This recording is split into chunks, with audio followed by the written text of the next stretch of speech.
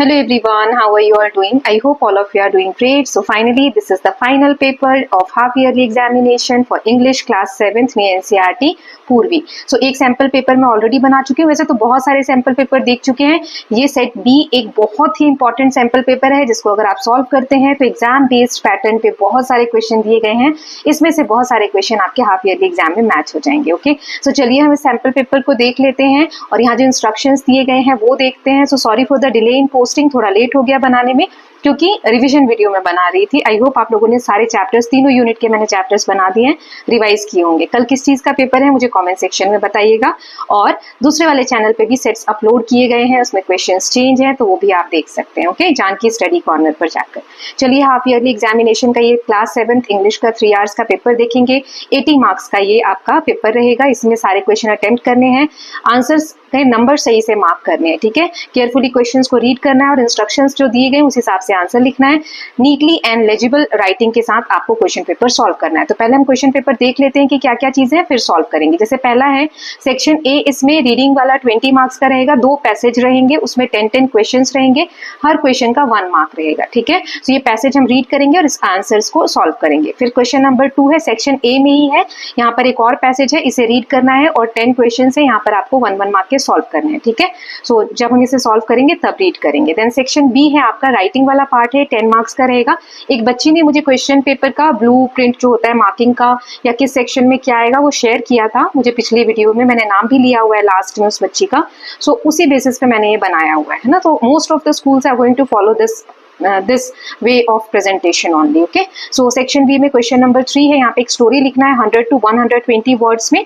5 marks का ये रहेगा. स्टोरी की शुरुआत कैसे करनी है वो यहाँ पर आपको दिया गया है. ठीक है, फिर एक डायरी एंट्री लिखनी है 100 to 120 वर्ड्स में कि आपको आपकी जो मेमोरेबल ट्रिप है you took with your family, आपकी फैमिली के साथ जो आपने ट्रिप करी है उसके बारे में आपको डायरी में लिखना है. ठीक है, ये भी 5 मार्क्स का रहेगा. तो 10 मार्क्स का आपका सेक्शन बी है.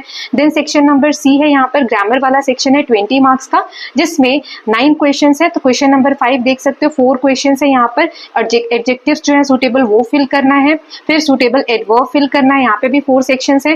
फिर कंप्लीट द सेंटेंसेस, यहाँ जो ब्रैकेट में लिखा है इसका correct form of verb fill करके इन सेंटेंसेस को हमें कंप्लीट करना है. 7 तक हो गया. देन 8 and 9 इसमें हमें वर्ब को ट्रांजिटिव और इंट्रांजिटिव जो वर्ब्स होते हैं वो बताना है, आइडेंटिफाई करना है किसमें कौन सा वर्ब यूज हुआ है. ट्रांजिटिव वो होते हैं जिसमें ऑब्जेक्ट्स की जरूरत पड़ती है, मतलब किसी चीज के लिए, किसी व्यक्ति के बारे में बात हो रही है. इन ट्रांजिटिव में जरूरी नहीं है कि हम किसी चीज के लिए ही बात करें. Then fill in the blanks with correct tense of form, जो सिंपल और कंटिन्यूअस में आपको इसको चेंज करके ब्रैकेट में जो वर्ब्स हैं वो आपको फिल करना है. ठीक है, तो 9 तक हो गया.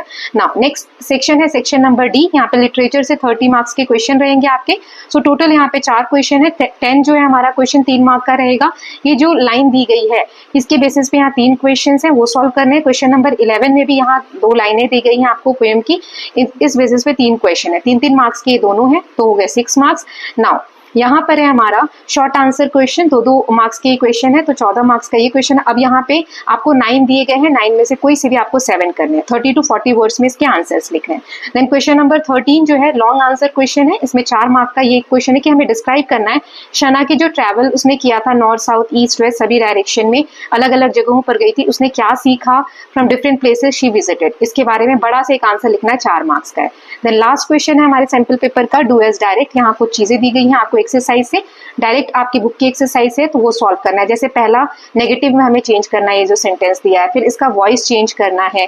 देन ये 2 सेंटेंसेस है इन्हें हमें कंबाइन करना है. फिर use the word wonderful in your own sentence. Wonderful से हमें एक सेंटेंस बनाना है, करेक्ट फॉर्म इसका हमें लिखना है और क्वेश्चन बनाना है इस वाले सेंटेंस का. ठीक है, ये नॉर्मल सेंटेंस है, इन्हें भी क्वेश्चन फॉर्म में बनाना है. तो I hope question paper clear होगा. चाहे तो आप इसको एक फाइनल सेट के फॉर्म में टाइम सेट करके और सॉल्व कर सकते हैं. चलिए हम यहाँ पर देख लेते हैं. सो पहले सेक्शन ए पे आते हैं. रीडिंग जो 20 मार्क्स का है. क्वेश्चन नंबर 1 यहाँ पैसेज दिया गया, इस पैसेज को रीड करेंगे, फिर 10 क्वेश्चन है. ठीक है, तो चलिए पैसेज रीड कर लेते हैं. Rivers have played an important role in shaping human civilisation. From the earliest time settlements grew along river banks because water was essential for drinking, farming and transport. River की importance के बारे में बता रहे हैं. जो शुरुआत में सिविलाइजेशन, सभ्यता विकसित हुई वो नदी के किनारे विकसित हुई. Nile in Egypt Indus in India, Tigris and Euphrates in Mesopotamia give rise to some of world's oldest civilization. जैसे इजिप्ट में नाइल नदी है, नील नदी है, इंडिया में इंडस यानी सिंधु नदी है, टिग्रिस और यूफ्रेट्स जो है मेसोपोटामिया जहाँ पे सिविलाइजेशन डेवलप हुई, ये दोनों नदियां वहां पर हैं, तो वहां पर सिविलाइजेशन डेवलप हुए जो वर्ल्ड की ओल्डेस्ट सिविलाइजेशन है, पुरानी सिविलाइजेशन है आज के समय में भी। So even today rivers continue to support life in many ways, आज भी नदियां जो है बहुत सारे फॉर्म में लाइफ को सपोर्ट कर रही है। Farmers depend on them for irrigation, industries use river water for production, cities rely on them for drinking water. आज भी सिंचाई के लिए, इंडस्ट्रीज में काम करने के लिए और ड्रिंकिंग पीने के लिए भी पानी का ये नदियां ही तो हमें प्रोवाइड करती है। Unfortunately human activities such as dump waste, using harmful chemical and cutting down trees are polluting rivers. जो ये एक्टिविटीज हमारी जैसे कचरा फेंकना नदियों में, केमिकल्स जो हम यूज करते हैं या पेड़ों को काटते हैं, इससे नदियां पॉल्यूट हो रही हैं। Climate change is also reducing water level, making river weaker. If we are not careful, future generation may not be able to enjoy the benefits of river. अगर हमने आज सही से नहीं सावधानी बरती तो आगे आने वाली जनरेशन को ये जो नदियां इतने बेनिफिट्स दे रही हैं हमें, वो नहीं दे पाएगी। इट इज आवर ड्यूटी, ये हमारा कर्तव्य है, to save rivers by keeping them clean, planting more trees and reducing pollution. Protecting rivers means protecting itself. नदी को प्रोटेक्ट करने का मतलब है हम अपनी ही प्रोटेक्शन कर रहे हैं, ठीक है। तो यहाँ पर देखिए क्वेश्चन 10 दिए हुए हैं टोटल ए से लेकर जे तक, तो सबके आंसर्स देख लेते हैं। पहला है Why did settlements grow along river bank in ancient time? पुराने समय में नदियों के किनारे ही सभ्यता क्यों विकसित हुई? Because water was essential for drinking, farming and transport. क्योंकि पीने के लिए, खेती के लिए और ट्रांसपोर्टेशन के लिए भी हमें नदियां यानी पानी चाहिए था, इसलिए। Then second है name any two ancient civilization that grew near river. कोई सी भी दो सिविलाइजेशन के नाम बताओ जो नदियों के किनारे डेवलप हुए। So Indus in India and Nile in Egypt. Then to modern uses of rivers बताने हमें। So farmer use rivers for irrigation, सिंचाई के लिए फार्मर्स यूज करते हैं, एंड सिटी किस लिए यूज करती है? ड्रिंकिंग वाटर के लिए, पीने के पानी के लिए। देन नेक्स्ट क्वेश्चन है डी वाला, how do industries depend on reverse? जो इंडस्ट्रीज होती है वो कैसे नदियों पर डिपेंड होती है? फॉर प्रोडक्शन, प्रोडक्शन के लिए मशीनरीज रन करने के लिए पानी की जरूरत पड़ती है। What human activities are harming river? Human कौन सी एक्टिविटीज है अभी हमने पैसेज में पढ़ा जो नदियों को नुकसान पहुंचा रही है? Dumping waste, using harmful chemicals and cutting down trees, और पेड़ों को काटना। How does climate change affect river? Climate change कैसे अफेक्ट कर रहा है नदियों को? So climate change reduces water levels making river weaker. Water level कम हो रहा है और नदियां जो है कमजोर होती जा रही है, मतलब सूखती जा रही है। What may happen if we do not save river? अगर हमने नदियों को नहीं बचाया तो क्या होगा? Future generation may not be able to enjoy the benefits of rivers. Future generation जो नदियों के बेनिफिट्स हैं उसको यूज नहीं कर पाएगी, ठीक है। Then next question is suggest two ways to protect rivers. कैसे हम नदियों को प्रोटेक्ट कर सकते हैं? By keeping river clean and planting more trees, बहुत सारे पेड़ लगाकर और नदियों को क्लीन रख के। Find a word in passage that means necessary. हमें पैसेज में से एक ऐसा वर्ड ढूंढना है जिसका मतलब है नेसेसरी। तो एसेंशियल इसका आंसर है, लाइन 2 में आपको दिया हुआ है। टाइटल बताना है इस पैसेज के लिए, तो हम ये टाइटल दे सकते हैं, सेव रिवर्स सेव लाइफ, ठीक है। पैसेज ऐसा सेम नहीं आएगा बेटा, लेकिन हाँ इसी तरीके से पैसेज आएगा और सारे आंसर आपको पैसेज में ही मिलेंगे। अब क्वेश्चन नंबर 2 में भी एक पैसेज दिया हुआ है, इसको आप रीड करेंगे और क्वेश्चंस दिए गए हैं उनको सॉल्व करेंगे। तो चलिए पैसेज रीड कर लेते हैं। यहाँ पे बुक्स के बारे में बताया है, books are often called the best companions of human life. Human being जो मनुष्य है उसके सबसे अच्छे दोस्त कहलाते हैं बुक्स। जब इंसान कुछ भी हो, उदास हो, खुश हो, वो बुक्स पढ़ के अपना एक साथी ढूंढ सकता है बुक्स में। Unlike friends who may leave us in difficult times, books never abandon us. Friends जो होते हैं कभी कभी दुख में हमारा साथ छोड़ देते हैं डिफिकल्ट टाइम्स में, लेकिन बुक्स कभी भी हमारा साथ नहीं छोड़ती है। एबंडन मतलब होता है कभी हमें अकेला नहीं करती है। They are always available waiting to be open and explore. बस वो वेट करती हैं, वो हमेशा हमारे लिए रहती हैं कब हम उनको ओपन करें और एक्सप्लोर करें, मतलब उनको जाने। Through books we can travel और to far away lands, experience the life of great man and women, learn lesson from history. हम लोगों के बारे में जान सकते हैं किताबें पढ़ के, अपने इतिहास के बारे में जान सकते हैं। दूर दराज जहां हम कभी गए भी नहीं है वहां पर क्या चीजें हैं उसके बारे में जान सकते हैं। They introduce us to beauty of poetry, wonders of science, courage of explorers. A person who reads regularly develop imagination, creativity and confidence. जो लोग हमेशा किताबें पढ़ते हैं वो साइंस के वंडर्स के बारे में जानते हैं। करेज जो एक्सप्लोरर्स हैं, जो नई नई इन्वेंशंस करते हैं, नई नई जगह को खोजते हैं, उनके बारे में जानते हैं। किताबें पढ़ने से हमारी इमेजिनेशन क्रिएट होती है, बढ़ती है, क्रिएटिविटी बढ़ती है और कॉन्फिडेंस लेवल बढ़ता है। Reading also improves language skills and helps us express our thoughts more clearly. पढ़ने से हमारे थॉट्स और क्लियर होते हैं, हम अपनी चीजों को अच्छे से एक्सप्रेस कर सकते हैं। In today's world digital device and social media have reduced the habits of reading. आज जो सोशल मीडिया हम यूज करते हैं, जो डिजिटल डिवाइसेस हम यूज करते हैं, इससे रीडिंग की हैबिट जो है रिड्यूस हो गई। रिड्यूस होना मतलब कम होना। But nothing can replace the Joy of turning the pages of a good book. लेकिन इससे बड़ा सुख कोई नहीं होता कि एक अच्छी किताब हो और आप उसके पेजेस टर्न करके पढ़ाई करें। Books gives us knowledge, entertainment and wisdom. Truly they are treasure. Treasure मतलब होता है खजाना, that never lose their value. ये एक ऐसा खजाना है किताबें जिसकी वैल्यू कभी भी कम नहीं होती है।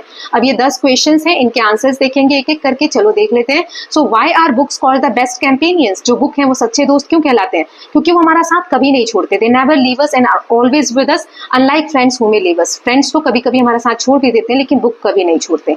How are books different from friends? Friends से अलग कैसे हैं किताबें? Books never abandon us in difficult times while friend may. Friends शायद साथ छोड़ दे, लेकिन किताबें कभी हमारा साथ नहीं छोड़ती। What can be experienced through books? Books से हम क्या एक्सपीरियंस करते हैं? We can travel to far away lands and experience the lives of great men and women. Then next question देख लेते हैं. Name 2 things book introduced us to. Books क्या क्या introduce करती है हमें? So हमने पढ़ा था they introduce us to beauty of poetry and wonders of science. Poetry के बारे में जानते हैं, science में क्या क्या developments हुई वो हम जानते हैं. What qualities develop in a person who reads regularly? जो रोज किताबें पढ़ते हैं रेगुलर बेसिस पे, उनके अंदर क्या क्वालिटी डेवलप होती है? Imagination, creativity and confidence. How does reading improve language skill? Language कैसे इंप्रूव होती है इससे? हमारी रीडिंग इंप्रूव्स वोकैबुलरी, जो वर्ड्स की नॉलेज होती है वो हमारी बढ़ती है।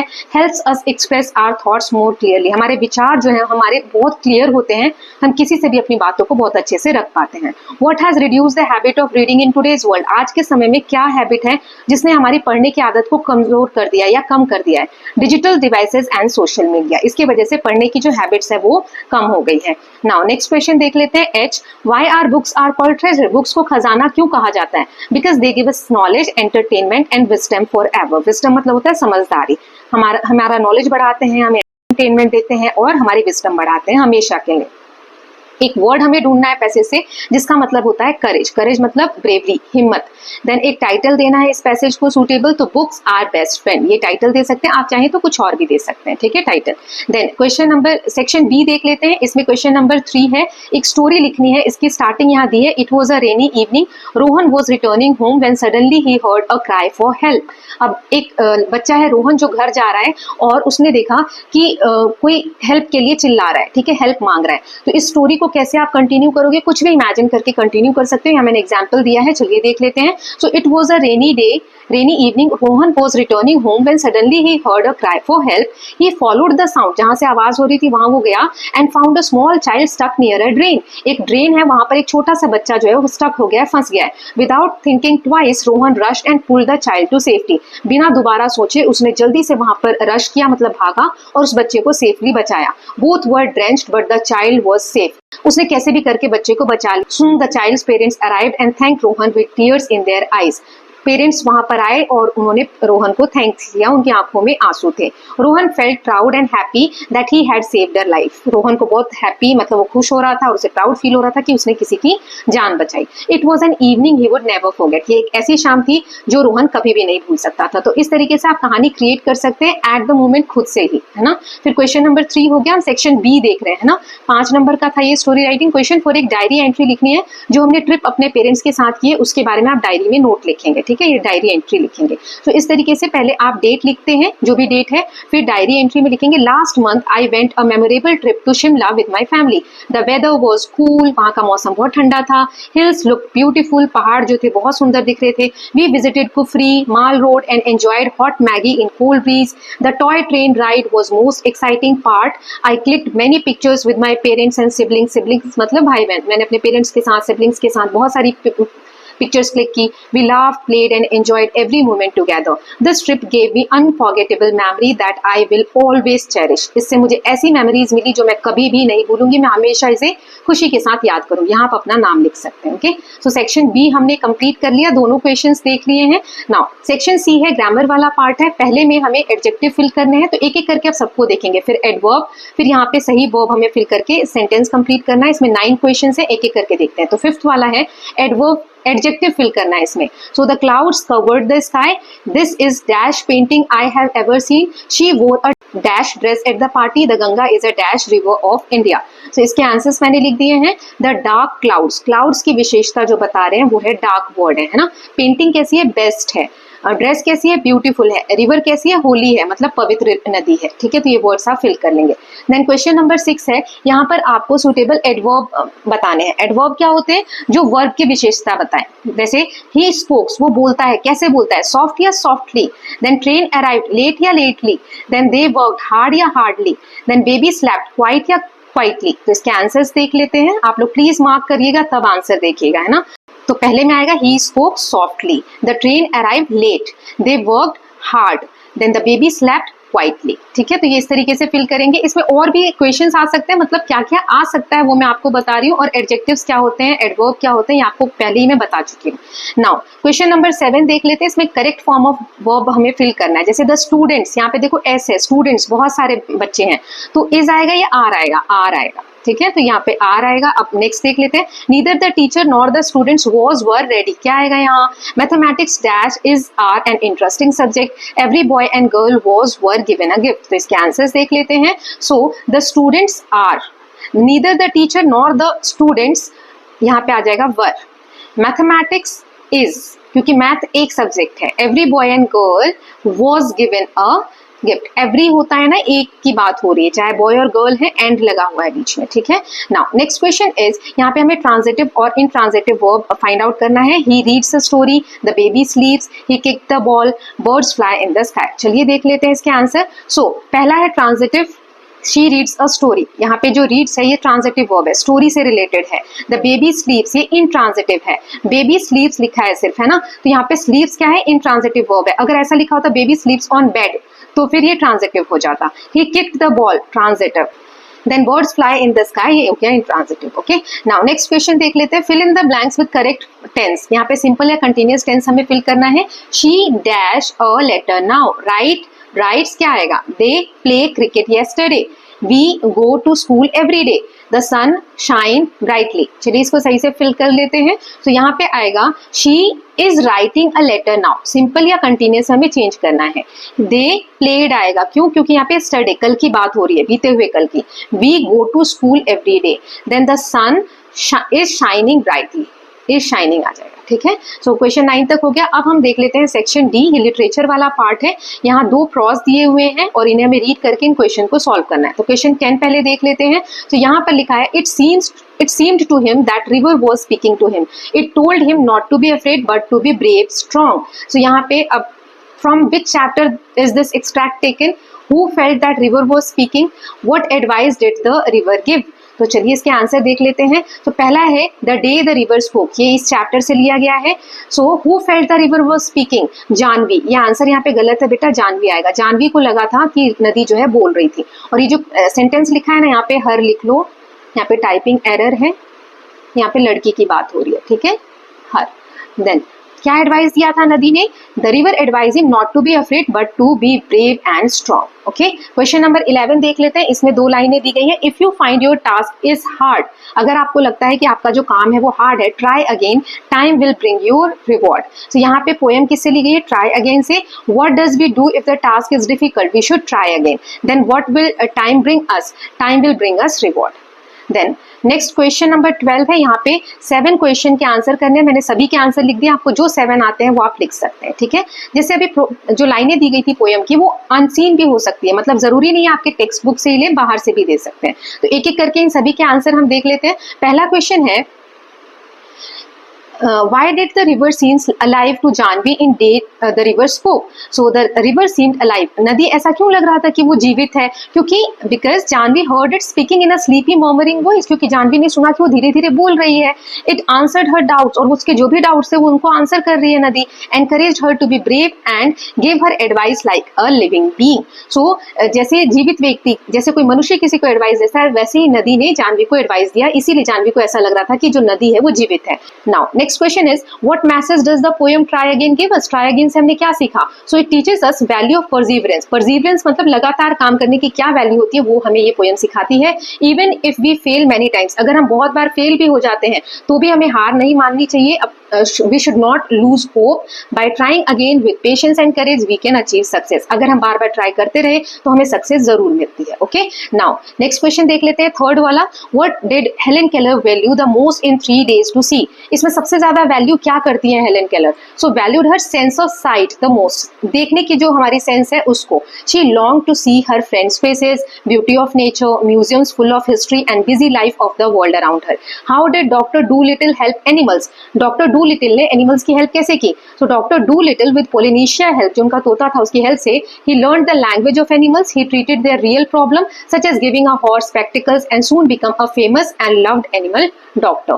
Then next is, why was the man in a funny man called funny? Funny man में उस मैन को funny क्यों कहा गया? Because of his odd appearance, कि वो अलग दिख रहा था और उसका behavior अलग था. उसने शू जो है वो तो सिर पे पहना हुआ था और हैट्स जो है फीट में पहने हुए थे. Offered a currant bun as a rose, रोज की जगह उसने करंट बन दे दिया. And even hot on his head, और अपने सिर के बल कूदता हुआ घर चला गया था. इस कारण उसे फनी कहा जा रहा है. व्हाट लेसन डज से द राइट थिंग टीचेज अस? ये जो स्टोरी थी से द राइट थिंग, इसमें हमें क्या मैसेज सीखने को मिला? The play teaches us to speak politely and carefully. हमें आराम से प्यार से बात करनी चाहिए. Mary says the wrong things to her guest and embarrasses her mother. उसने गलत चीजें अपने गेस्ट के सामने मैरी ने बोल दी थी, जिसकी वजह से उसकी मम्मी को बहुत शर्मिंदगी महसूस हो रही थी. It shows her careless words can hurt or create awkward situation. इसीलिए हमें सोच समझ कर बोलना चाहिए. Then next question is, what inventions did Anand make in my brothers great invention? इस स्टोरी में आनंद ने क्या क्या इन्वेंशन बनाए? He invented a time machine, though his family doubted it, a thief disappeared after switching it on. Anand believed that his invention had really worked and he felt proud of himself. उसे बहुत proud feel हो रहा था. उसकी family तो विश्वास नहीं कर रही थी कि वो जो चोर है वो टाइम मशीन में गया है, लेकिन आनंद को पूरा विश्वास था कि मशीन ऑन हुई है तो चोर उसी में कहीं ना कहीं गायब हुआ है. ठीक है, नेक्स्ट क्वेश्चन है, how does the poet describe paper boat? Paper boat को पोएट ने कैसे डिस्क्राइब करा है? So poet imagines floating paper boat with his name and flowers. उसने अपने नाम के साथ लिखा है, फ्लावर्स उसने फिल किए हैं. He dreams they travel to distance land, कि ये जो बोट है बहुत दूर ट्रैवल करेगी, क्लाउड्स के साथ रेस करेगी. Carrying message and dreams for unknown friends guided by fairies. जो परियां हैं वो उसको लेकर जाएंगी दूर कहीं पर जहाँ पे एक सपनों की दुनिया हो, अननोन पर्सन के पास जाकर वो बोट रुकेगी. ठीक है, वो उसके बारे में जानेंगे.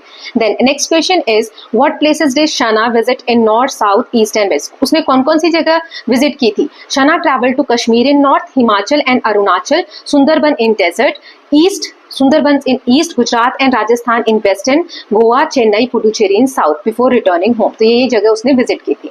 Now next question is question number 13. ये 4 मार्क्स का है, लॉन्ग आंसर लिखना है. Describe Shahnaz travel across India in north, south, east, west. What did she learn from the different places she visited? उसने जहां जहां विजिट किया था उसने वहां से क्या क्या सीखा, वो सारी चीजें आपको लिखनी है. तो ये मैंने पैसेज दे दिया, यहाँ से आप ये आंसर रीड कर सकते हैं बेटा. So I hope this answer will help you. ऐसा कोई क्वेश्चन आता है तो आप इस तरीके से आंसर करेंगे. ठीक है, क्यों कहाँ कहाँ घूमी, किस जगह पर उसे क्या क्या सीखने को मिला. Now last question is question number 14 है. इसमें हमें डू एज डायरेक्ट करना है. बुक से क्वेश्चंस दिए गए हैं तो चलिए एक एक करके देख लेते हैं. जैसे पहला है चेंज इनटू नेगेटिव. पहला जो सेंटेंस है वो पॉजिटिव है, she is reading a book. Negative में चेंज करना है तो लिख देंगे she is not reading a book. Then इसका वॉइस चेंज करना है, the teacher praise the students was praised by teacher. Then next question है, थर्ड देख लेते हैं, कंबाइन यूजिंग बिकॉज से हमें इन दो सेंटेंस को कंबाइन करना है. He was late, he missed the train. He missed the train because he was late. Then use the word wonderful. Wonderful से हमें एक सेंटेंस बनाना है. So rainbow look wonderful after rain. बारिश के बाद रेनबो जो है इंद्रधनुष बहुत सुंदर लग रहा है. Then next is fill the correct form. The children dash play in the park. So the children played in the park yesterday. यहाँ पे येस्टरडे है, कल की बात हो रही है, इसलिए यहाँ पे ईडी आ जाएगा. Then make a question. ये सेंटेंस से क्वेश्चन बनाना है. Shana travelled across India. Where did Shana travel across India? India में सना कहाँ कहाँ घूमी वो आपको बताना है. तो इस तरीके से क्वेश्चंस आप क्रिएट कर सकते हैं. Okay, so with this students we are done with this sample paper. ये बहुत ही अच्छा सैंपल पेपर है. I hope this is going to help you in your exam. और इसी बेसिस पे एग्जाम होगा आपका. अगर किसी बच्चे को एक और सेट चाहिए तो बता दीजिएगा, मैं क्रिएट करके सुबह के लिए लगा दूंगी. तो आप सुबह 6-7 बजे उठकर एक प्रैक्टिस कर सकते हैं, फिर आप क्लास जाकर और अच्छे से पेपर दीजिएगा. All the best from my side. मैंने अपने तरफ से बहुत अच्छे से पेपर बनाया. आप बताइएगा आपको कैसा लगा. प्लीज एक एक मैसेज करिए ताकि मुझे भी मोटिवेशन मिले. बहुत मेहनत की है मैंने इस पेपर को बनाने के लिए और अभी तक जितने सैंपल पेपर्स बनाए हैं सबके लिए और रिवीजन वीडियोस के लिए भी. So I would request you all, please let me know in the comment sections with all of your feedbacks. Okay, So we'll meet very soon with the next video. Till then, please take care of yourself, keep learning, keep revising, and don't forget to subscribe the channel for more such videos. Thank you so much.